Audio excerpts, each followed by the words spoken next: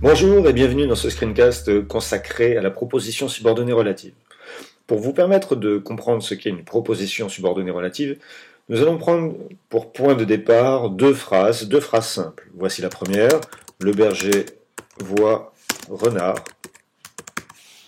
Point, on va augmenter pour que vous y voyez un peu plus, un peu mieux. Et la seconde phrase, renard arrive. Quand on lit ces deux phrases, le berger voit renard, renard arrive, on ne peut pas ne pas remarquer la répétition, le berger voit renard, renard arrive.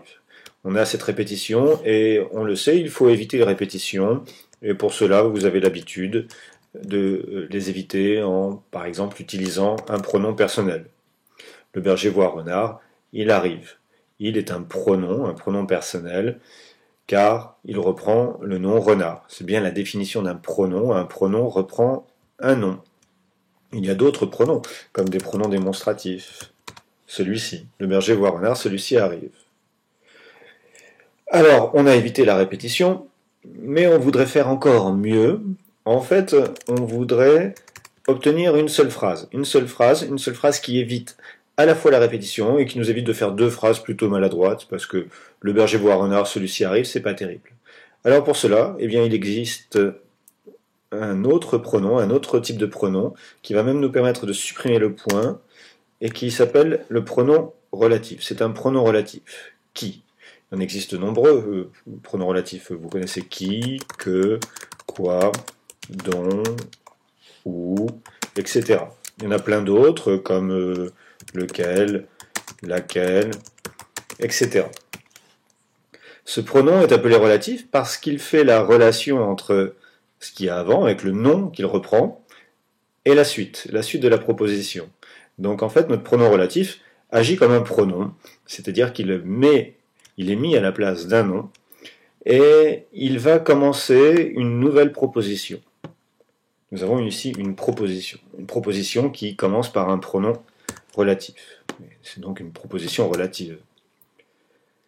Nous avons donc à présent deux propositions. Le berger voit renard qui arrive. La première proposition, le berger voit renard, notre première proposition, est ce qu'on appelle la proposition principale. Pourquoi est-ce qu'on l'appelle comme ça? Parce que c'est la proposition dont va dépendre une autre proposition, c'est celle-ci qui arrive. À l'inverse de la première, cette proposition ne peut pas exister toute seule, elle est dépendante de la proposition principale.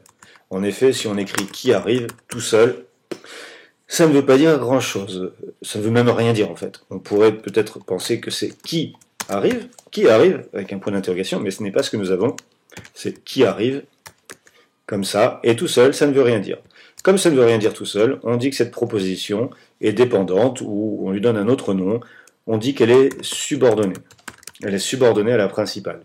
La proposition qui arrive est dépendante, subordonnée de la première proposition, la proposition principale.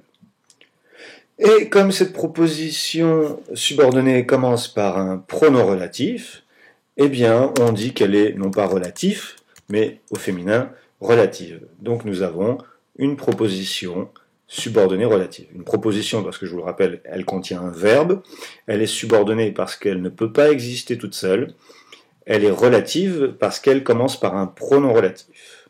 Un pronom qui fait le lien entre le nom qui précède et le reste de la proposition.